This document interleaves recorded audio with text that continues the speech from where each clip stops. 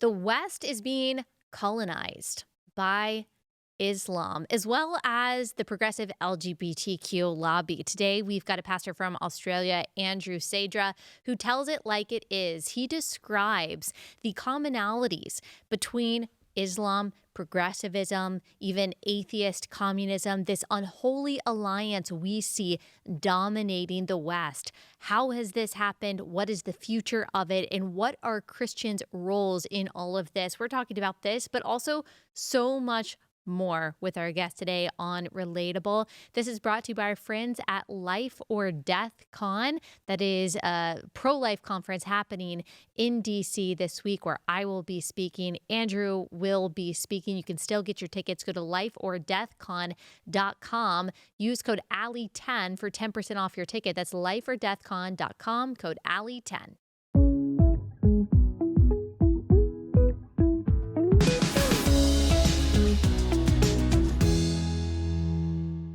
Pastor, thank you so much for joining me. Thank you for the honor, Allie. I love what the Lord is doing through you. We're watching you from the other side of the world. Likewise. The conservative millennial, which is like an oxymoron.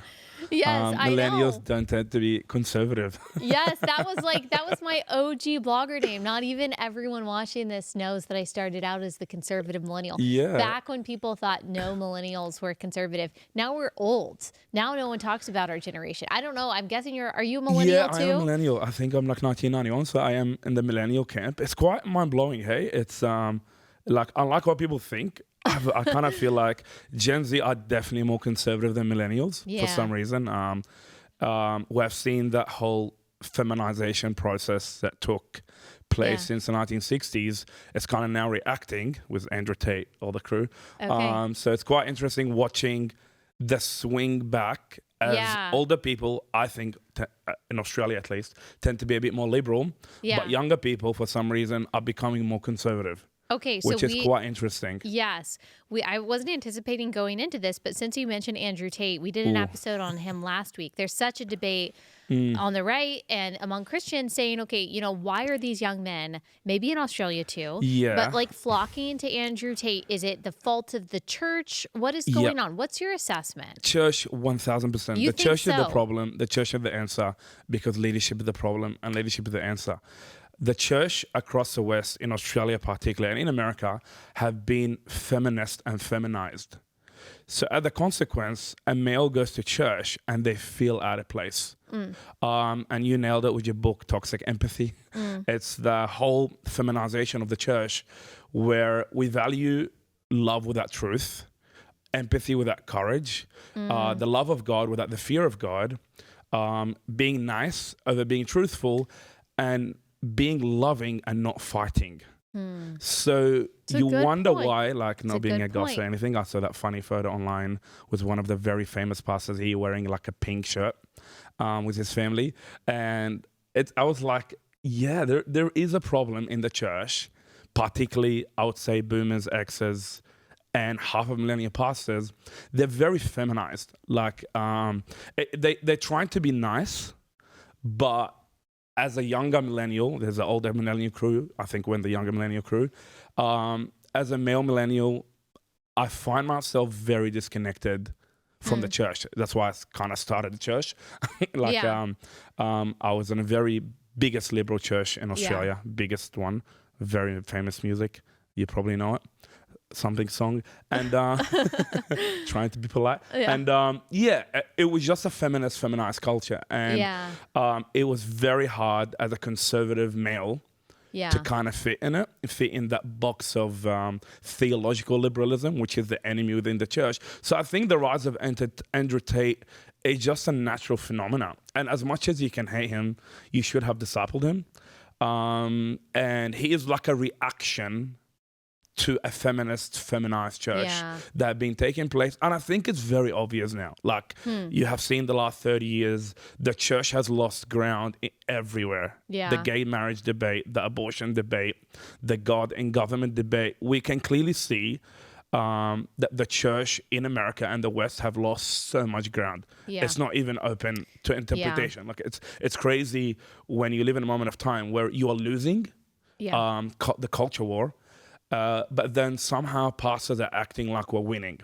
And by nature, men like to win. Like, duh. Have you ever been a man before? You Yeah. haven't? Trans men. Like women want to reconcile, men want to win in general. Yeah. I mean, I'm competitive to a degree, but I think in general, men and women's nature are different in that way. So I was reading an article yesterday, and they said Australia at the moment is being led by a leftist matriarchy. I think that whole complex of matriarchy, where you get this hyper level of compassion, kindness, and empathy, without truth, justice, and that fighting element, how God told Joshua, be strong and courageous and fight. And as a consequence, it is not shocking that most men follow Andrew Tate. Yeah. Like, okay, I have some thoughts on this. I have so many thoughts. I like him, but I don't like him. But, of course. But to an extent, I'm like, I can't say he's that I like more him courageous than most pastors. Like, that's that reality. I'm like, don't get angry at the influence. Get angry at the fact that people are listening to him, because you're not saying it. Yeah. I love that we have like slightly different perspectives on this. I would agree with everything that you said about like the matriarchy. I call it misplaced mothering. I think that's why a lot of women, even Christian women, follow the social justice movement. They don't, a lot of women don't have kids themselves, and that nurture natural instinct to mother doesn't go away. The like Karen vibes. Yeah, well, you started when you were 5 years old taking care of your babies, and just because you are not married by the time you're in your 30s doesn't mean that mothering instinct goes away. So you channel it into social justice causes and into power places and into your career. Yes, and which is why they see like either, the criminal or the illegal migrant as the child that they're taking care of. One thing I will say, though, about the Andrew Tate thing, and then I want to hear what you have to say about this.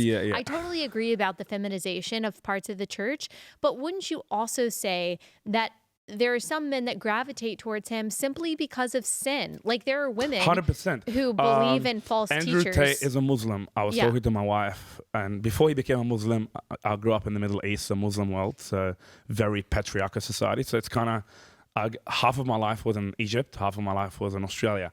So I had the two opposite extremes. The Muhammad followers, kill the infidel, domineer over women, have 4 wives, you get 72 virgins in heaven, Islam, and then you come to the West and the hyper feminist. So it's quite interesting me watching this like war. You go there and women are oppressed, and then the men are like, no, they're not. And you come here and men are oppressed, but women say they're not. So it's quite shocking.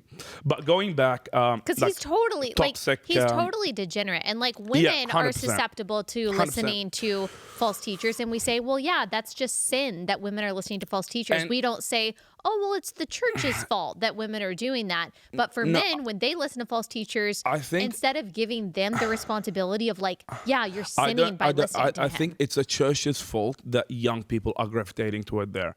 Okay. Because we are not offering a better solution. And it's in the stats. Like across Australia, I think 60 to 70% of churches are women, mostly women, and we figured it out across there. The issue is we keep addressing women, and not men. And going back to the Andrew Tate, like Andrew Tate is a little boy that pretends to be a man. Like men get married, little boys sleep around and not get married. So Andrew Tate is a little boy that pretends like he's a man, because ultimately he's strong and courageous, which is the virtue of a man, but he lacks a big virtue of a man, which is love. The Bible said, and self-control. Too. So if you can't control yourself, if you can't love a woman enough to marry her, you're not a man. The Bible said, love yourself, same as Christ loved the church. So I always say to people, if you want to become a man, be strong, be courageous, love, and sacrifice and self-control. And he has that man-boy condition, and we like parts of it. I love the courage. I love the fighting element. But obviously, when it comes to commitment, like if you are that strong, you should be able to strong your sexual desires enough to marry one woman. But he can't. So he's very strong, but he's also he's this paradox. There's a lot of the Trump style of figures rising where you like parts of them, but you don't like parts of them. And it's just happening. And you're going to see a lot more. It's the church was one extreme. Yeah, it's quite interesting. But I was telling my wife that Andrew Tate will 100% become a Muslim before he becomes a Muslim. Like he wants to be godly and a womanizer at the same time. Yeah. And you're saying that's what Islam gives people? That's what Islam is. It's like you get to get 4 wives, you get to sleep around with the infidel, you get to kill your enemy, you get to be strong, you get to kill your enemies and declare war on the world and take territory. You get to get 72 versions in the afterlife. A woman gets 1 husband, a man gets 4 wives. It sounds like a very Andrew-Tate religion. So it gives him the opportunity to be godly and sexually immoral at the same time. Quick pause for the first sponsor for the day, and that is 7 Weeks Coffee. 7 Weeks Coffee is America's pro-life coffee company. I love the coffee from 7 Weeks Coffee. It is really high quality. It's clean. It's pesticide and mold free, like the highest quality, cleanest stuff that you can get. They're also so awesome because they donate 10% of every sale to a pro-life pregnancy center across the country. This translates into real resources that are provided to these pregnant women in need, and that helps them make the decision to save the life of their child. $750,000 have already been donated through your support of 7 Weeks since the inception of 7 Weeks Coffee, which is just really amazing. If you subscribe to their Heartbeat Club, you get a box of coffee to your front door every month. You get a free coffee spoon, and it saves you a lot of money. And if you use my code Allie, you save up to 25% on your first order. That's 7weekscoffee.com, code Allie.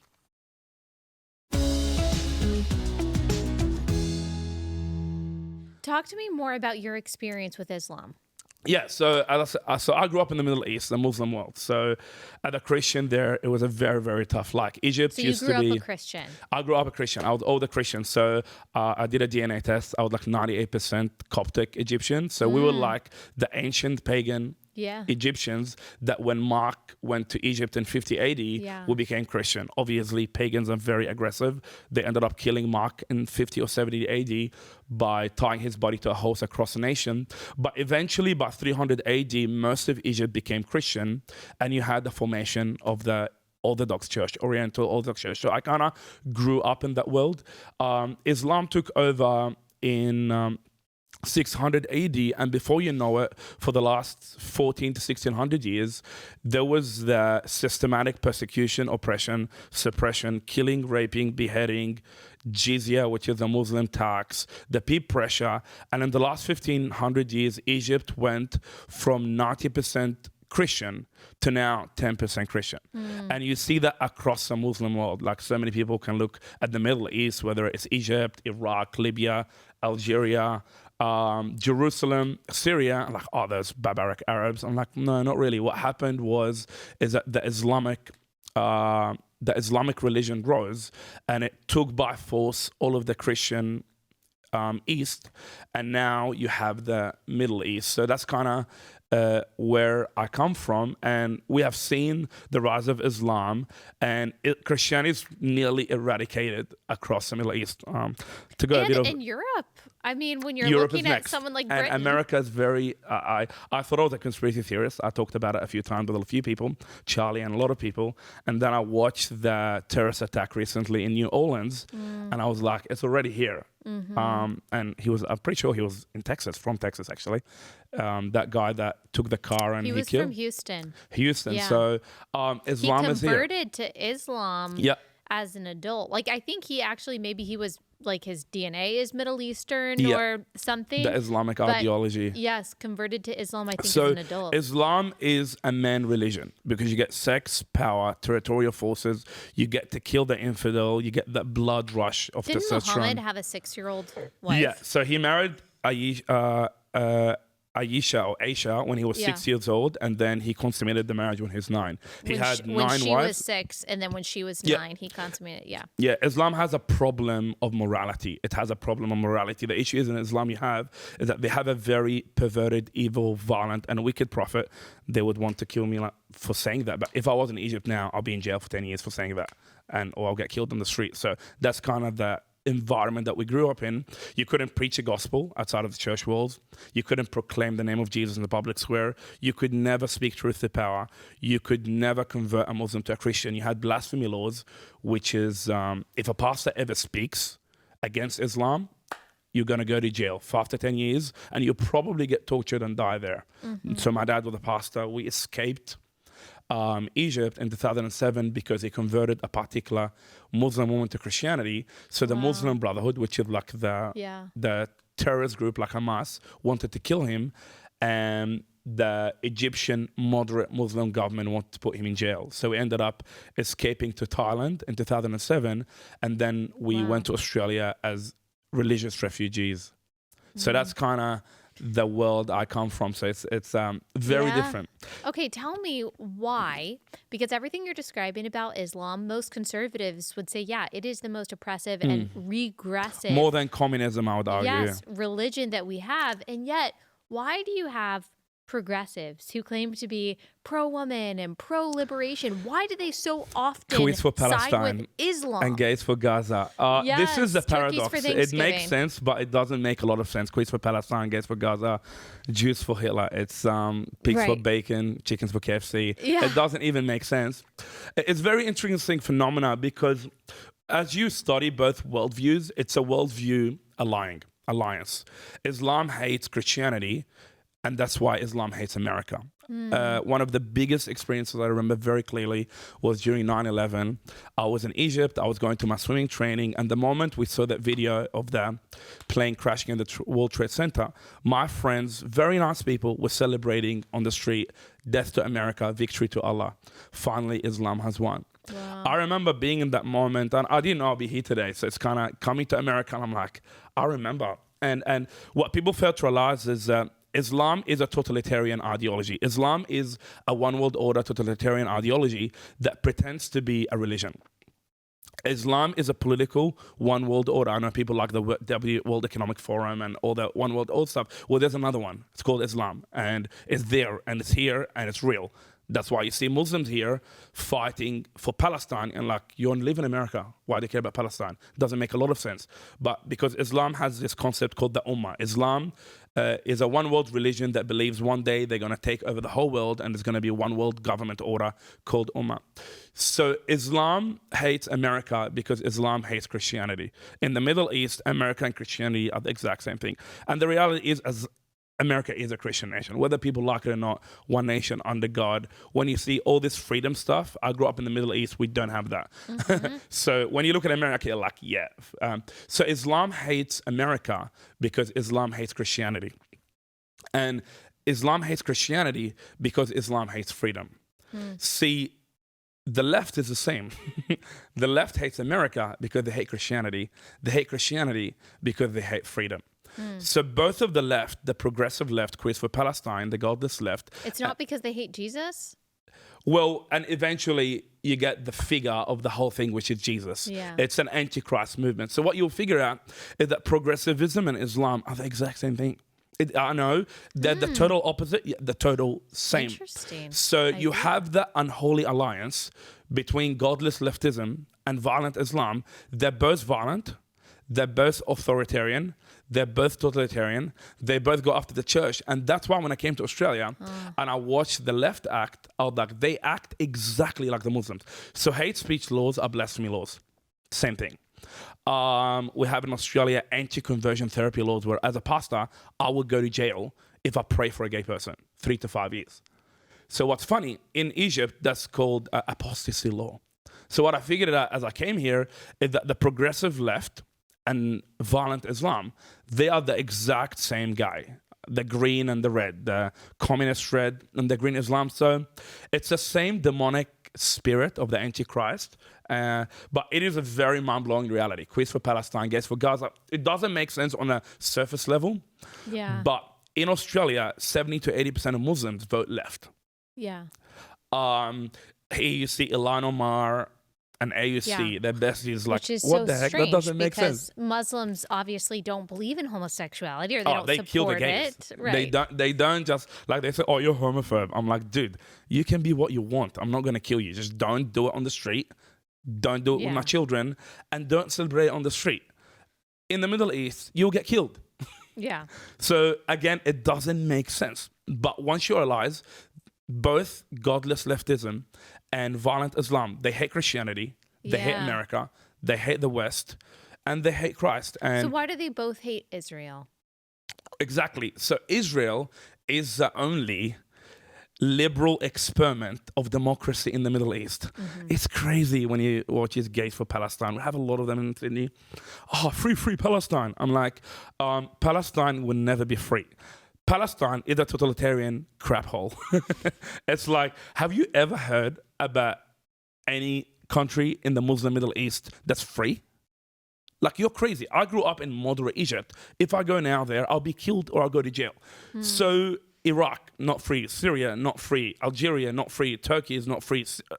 When they say free Palestine, I'm not sure what the hell they mean, because there is no free country in the Middle East. Israel is the only place that I can go as a Christian. I'm not going to get killed. Israel, I'm going there actually this year. Israel is the only place that I can go as a Christian and I can preach the gospel. Maybe a Jew might spit on me, but he's not going to kill me. That's all right. That's okay. I don't care. You can spit on me. Israel is the only nation that a Muslim can become a Christian can become a Muslim. In fact, in Egypt, there's like 8 Jews. In Israel, there's like 1.6 million Muslims. Right. In Gaza, there's like 0.1% Christians, 0 Jews, and 99.99% are Muslims. So when they say free Palestine genocide, it's bullcrap. It doesn't make sense. It's not true. It's not real. It's not historically accurate. It's not statistically accurate. It's not philosophically accurate. It's, again, the hate towards the West. And Israel does represent the West. Whether you want to disagree, Judeo-Christian values, we can argue over that. But the reality is both Judaism and Christianity will believe in the 10 Commandments. Islam doesn't. Islam says kill the infidel, which happens to be Christians, Jews, gays, communists, atheists, every single thing that's not Muslim. So the infidel happens to encapsulate everybody that doesn't believe in violent Allah and his false prophet Islam, Muhammad.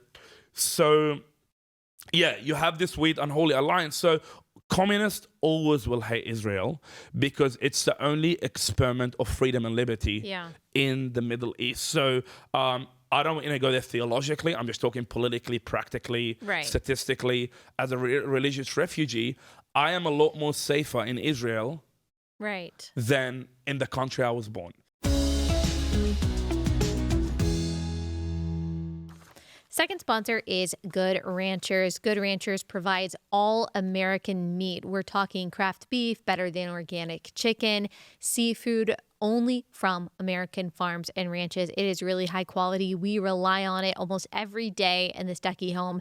It's made my life so much easier over the past few years to be able to get a box of high quality meat on dry ice to my front door every month. I never have to go to the grocery store and worry about the inflation-ridden meat that is sold at the grocery stores. We have no idea where it comes from. Even if it says from the U.S., that could just mean packaged in the U.S. Did you know that? It might be from Nicaragua or wherever, but it might not be from a U.S. farm or ranch. But when you support Good Ranchers, when you get your meat there, you are supporting American farms and ranchers. When you use my code Allie, you will get your choice of a free add-on of meat for a year in your box, and you also get $25 off your order. GoodRanchers.com/Allie, code Allie.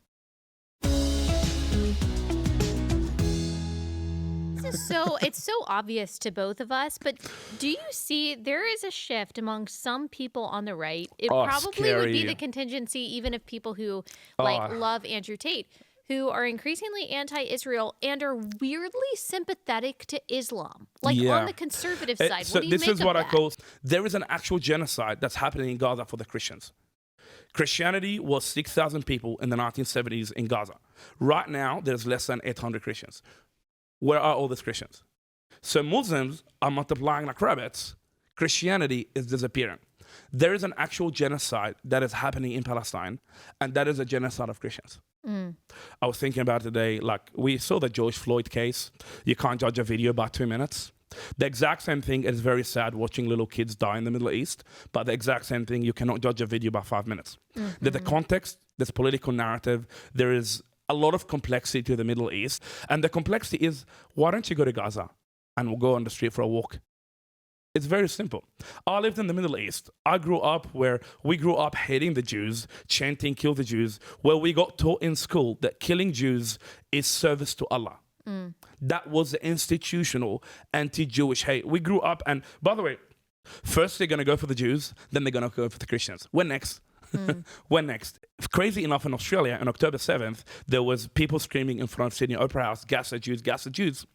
And I looked at that, I'm like, man, something was about to happen. A few months later, a Muslim boy, anti-Jewish Muslim boy, went to a church 40 minutes down the road and stabbed a priest as he was about to open the Bible, and he said, Allahu Akbar.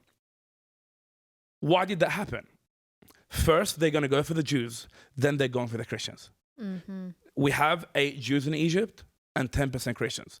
You can go your Zionism stuff, whatever you want to say, but the reality is Islam has been annihilating Christianity since the moment of its birth. Egypt used to be Christian, Algeria used to be Christian, and this is the actual story. And that has nothing to do with Zionism, Bill Gates, whatever you want to dig into, who funds the money. Islam is institutionally anti-Christian and anti-Judaism. You saw them in Washington, D.C. at the beginning of the year. They were burning the American flag. Why would Muslims come from the other side of the world to burn an American flag? Right. I think they're very misinformed. And they just, honestly, they just need to go for a walk in Israel and go for a walk in Algeria. It's not that complicated. It's not that complicated, but they got COVID right. They got Black Lives Matter right. They got this one wrong. Yeah. And the reason is because they're not from the region. Right. I get a lot of hammered. You're like, you're Zionist, you're Christian Zionist.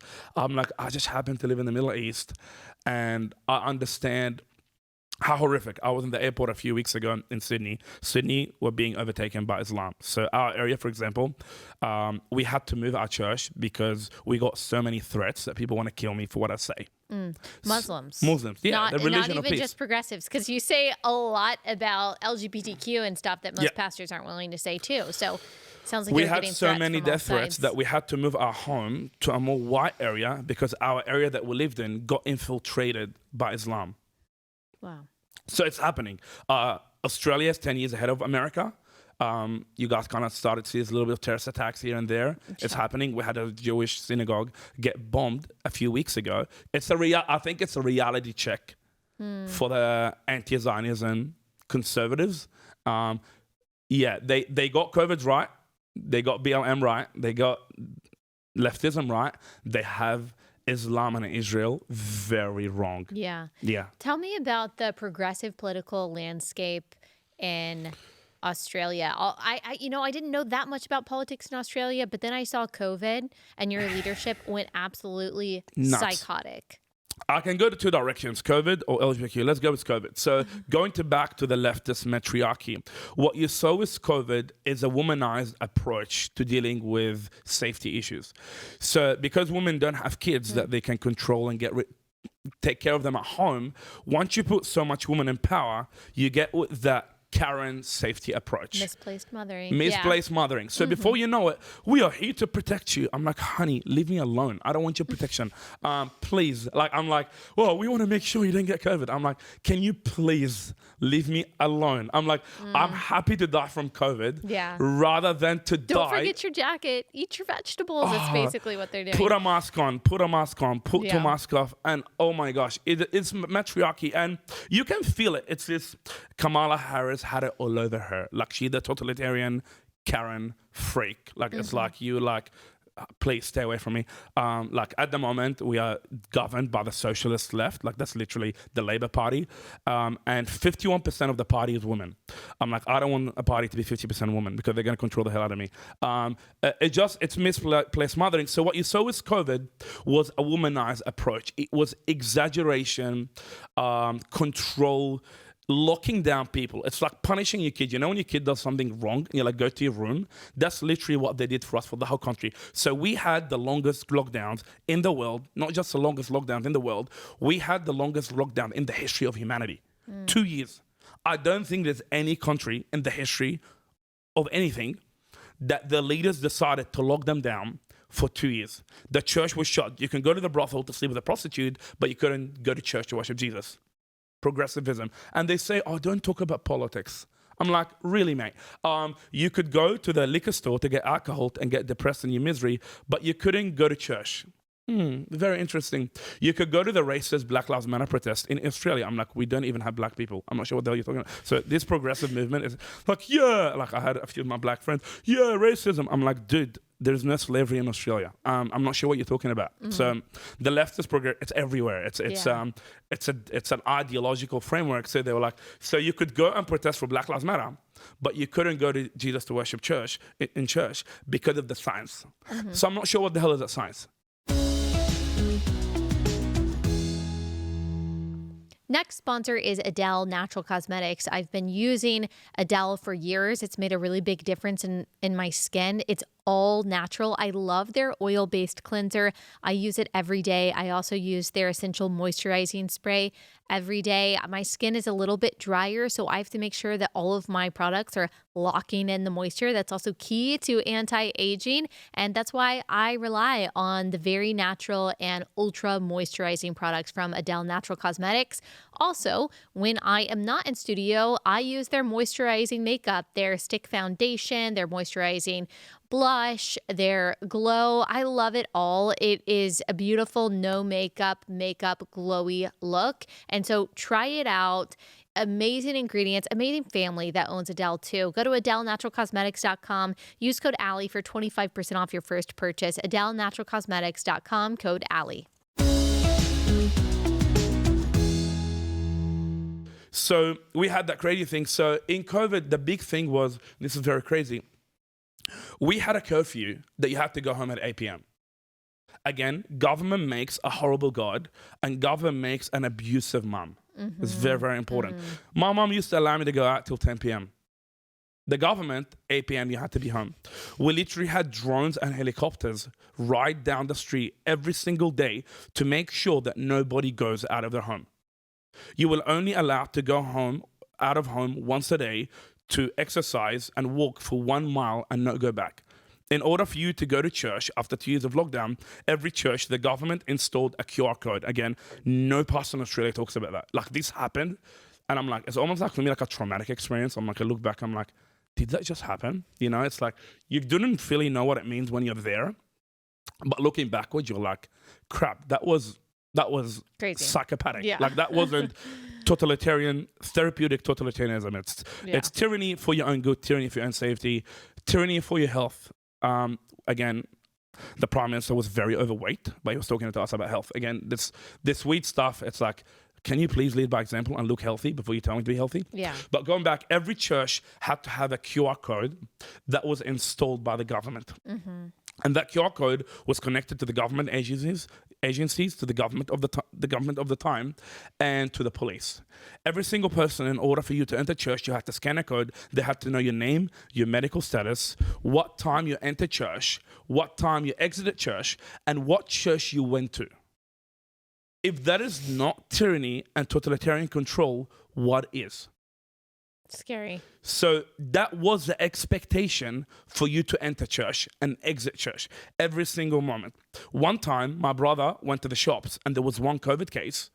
So they ended up locking everybody in the shop, in their home for 2 weeks, and the police had to go and check on him every day that he's not allowed to leave home. Wow.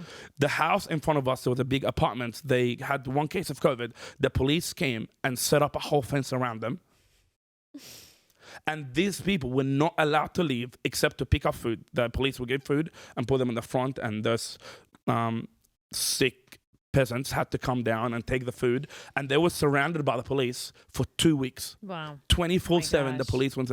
So that is the story of Australia. And finally, you landed in Melbourne down the road. Melbourne is like our California. So all the crazy LGBTQ stuff happens in Melbourne. At the moment, they're now building pride centers with the government money to protect the LGBT community. So now the progressivism, they're building their own sexually perverted church with our own tax money called pride centers. So Melbourne is like California. They had rubber bullets, bazooka, tanks on the street, attacking peaceful protesters for wanting to go to work. And not just that, on the tanks, I love progressives, they're very good at manipulation. They wrote on the tanks, rescue vehicle. Oh my gosh. So That tanks is so Orwellian, like the Ministry of Truth in charge of propaganda. we nearly had that, and it didn't pass a few months ago. Misinformation bill, Yes. where the government was going Australia's to been trying to pass something like that for a while, right? where it's gonna pass. I think if we take one more step towards progressivism in Australia, with Trump being in charge, they're very scared of Donald Trump. They're so scared. Like our prime minister Maybe we should buy Australia. Oh, dude, I'm ready. I kind of tagged President Trump like, please, can you invade us, please? Because the Muslims, they're going to invade us, and the LGBTQ ABC, they are already indoctrinating us. So I'm like, hey, dude, lower tax, freedom of speech, First Amendment, Second Amendment. I can go to church and worship Jesus, less restrictions on business and operating. I'm like, I'm ready. I don't see why not. Yeah, come on. I was like, please, Donald Trump, come and take us. Yeah, that's amazing. I would be happy about that. Yeah, well, people don't say colonization is not a feature. Colonization is a fact. At the moment, what's going to happen to the world, you're either getting colonized by Islam or you're getting colonized by the one world order with progressivism. The reality is by China. Something is getting colonized. So whether you like it or not, colonization is not a feature of life. Yeah, it's a fact. Yeah. And America, you guys have seen the World Economic Forum and the global elites. They have been trying to colonize you from the outside from a very long time. And thank the Lord, a populist nationalist movement won, because we do not want godless globalism, which is tyrannical, or violent Islam, which are the two enemies, I believe, of America and the West. Yeah. Yeah, and you mentioned China, and I was just thinking as you were talking about like how strange it is that somehow China, these Middle Eastern, Islamic-dominated countries, progressives, the one world order, how somehow they all unite, but really, as you said, the common thread is Antichrist. And the spirit, and what they don't understand, America is an exceptional country, and I know a lot of people say, "How dare you say that?" I'm like, no, I've lived in the Middle East, I've lived in Australia. The First and Second Amendment, it's a gift from God. It is not normal that a country, like how crazy is it? Like there's 3 countries in the world ever with constitutional freedom of speech. Yeah. And only America is the one that doesn't have the condition of hate speech. Yeah. What a coincidence that the only country in the world with constitutional freedom of speech, like we're so progressive, we're so smart, enlightenment, science, yet somehow we don't have freedom of speech codified. Progressives are very funny because progressives don't read history to learn; they read history to critique. So every time they look like that racist white man, I'm like, that's you actually. You are what you hate. Yeah. They don't know that. But how crazy is that America is the only country in the world that has freedom of speech, freedom of worship, freedom of religion, and freedom of press codified. The reality is America is the one holding the line. Like the reason I'm here 3 months a year is because, man, we need America to be strong. Yeah. Because what is enabling you as a pastor to not get arrested yet is people like you, people like the conservative movement, the Christian conservatives that are fighting the good fight, and people like Donald Trump who are using their God-given power to turn the West back to reality.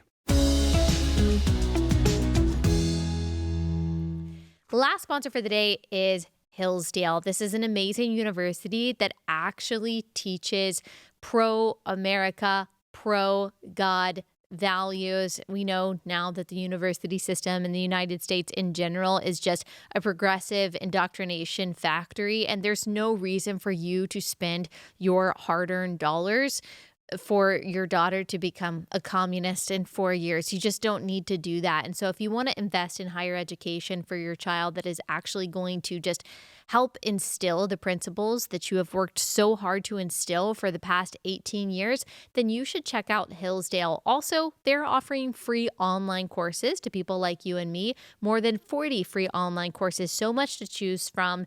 One awesome one is about the works of C.S. Lewis.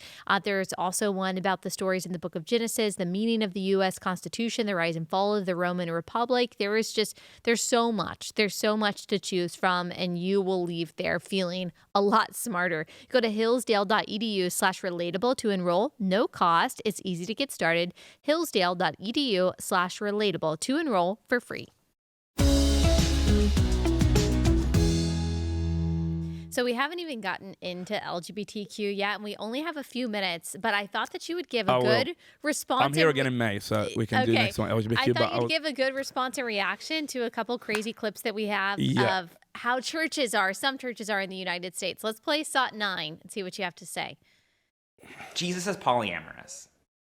If you're one of those Christians who believes in the importance of a personal relationship with Jesus, well, Jesus is having personal relationships with billions of other people too. He's kind of a relationship slut, an empowered, reclaimed sort of slut. Repeatedly, Paul reminds us that Jesus gave himself for us, the church, which Paul describes as the whole body of believers. In this marriage, Jesus isn't married to one person, he's married to the entire body of believers. Jesus is in a pansexual, polyamorous relationship with us. And so, of course, Christians can be polyamorous. That's a biblical model of relationship. Okay, he actually said Jesus is a slut at one point. What the heck is that? Yeah. That's so weird. Look, the LGBTQ, it's a sex cult. That's my reaction. It's a sex cult. God created us to love people, worship him, and use sex. What the LGBTQ sex cult does, and we are in the midst of it, we have what you call in Australia gay communism, where it's illegal to pray for a gay person with their consent. As a pastor, I can go to jail or get fined if I have this conversation. So if you're gay, and I'm talking to you like that now, you can right now report me to the Human Rights Commission. Yeah. And you will take me to court with a case around $500,000 to $1 million, and I can land in jail for 3 to 5 years, or our church will get fined $100,000 for me pushing my ideas on you and trying to convert you. Yeah. That's anti-conversion therapy. Anti-conversion. And this is, again, leftists don't use language to communicate. They use language to manipulate. This is the funny thing about the bill. They are the one transing the kids and converting them from a man to a woman. Right. But they're projecting it on you. So this is the funny thing. I'm not doing any conversion. I'm telling the kid, hey, you're not gay. Nature tells you you can have babies when you get married, male and female. You don't need to cut your body parts. You just need to get your soul right with God. And then they tell you, no, you're the one performing the conversion. I'm like, no. So they always project. It's all projection. Yeah. It's the self-righteous Pharisee. And this is the reality. All my conservatives who are pro-gay marriage, you've already crossed the line. Like, I think the gay marriage debate needs to come back, because if marriage is not for a lifetime, divorce, 60s. If marriage is not between a man and a woman, and it's a man and a woman, why cannot marriage be between a man and a donkey? Yeah. There is no line. Like, this is, today's progressive is yesterday's, today's conservative is yesterday's progressive. And tomorrow's conservative is today's progressive. So the problem you're facing for the conservative movement, they need to have a line. And that line has to be the Bible. Because this sounds crazy. It's not going to be crazy in 10 years. At the moment, we had a green politician, Greens is like our Communist Party, who are trying to justify women who are single, who can't get married, having sex with their dogs. What? We actually had that on national TV, the ABC podcaster. He's like, I love the left. We need to have a conversation every time. Let's have a conversation. And it was about, why can't a single lady perform oral sex with her dog if she is lonely? That was on TV. So we are in Australia. There is no line. People have to understand. There is, because I never thought we'll live in a moment we can say men can get pregnant. I never thought. Like if you said that to me 10 years ago, like, you're crazy. You're crazy. If you say that to most of the world today, they say that you're crazy. Yeah, but the issue is it will be normalized, because the line, which is biblical Christianity, is gone. Yeah. But in the non-Western world, even, like the Muslim world, they obviously they get a lot wrong, but if you asked them, can a man get pregnant, they would, I don't know, maybe kill you, but certainly laugh in your face. You will be pregnant in heaven or hell, Oh my goodness. This was great. I could talk to you for a lot longer, but I know we've got to get out of here. Thank you so much. How can people support you, follow you, all that good stuff? Hey, follow me on Instagram, Facebook, all social media platforms, Andrew Sedra, YouTube. Our church is Echo Church in Sydney. We have people that travel 2 hours away to come to our church. Wow. When the word of the Lord is rare, people Yeah. travel a lot. I always read the story of Jesus. Why did people travel 3 hours to come hear Jesus? And I figured out the gospel is very powerful. And when you speak the truth, people would travel. So if you live in Sydney, Australia, I don't know, it's a very lonely place. We are a minority. 3 out of 10 people identify as Christian. So we're in a very, very dark space. And half of them are liberal. So 1.5% of people. So we don't, 1 out of 10 people are Christian. You'll feel like a minority. You can come to church. Make sure you come and check us out and stay out. I might need you at some point if or when they decide to arrest me for what I say. Yeah, for real. We'll be ready to share the arrows here on Relatable. Well, thank you so much. This was really thank you fun. for the honor, Allie.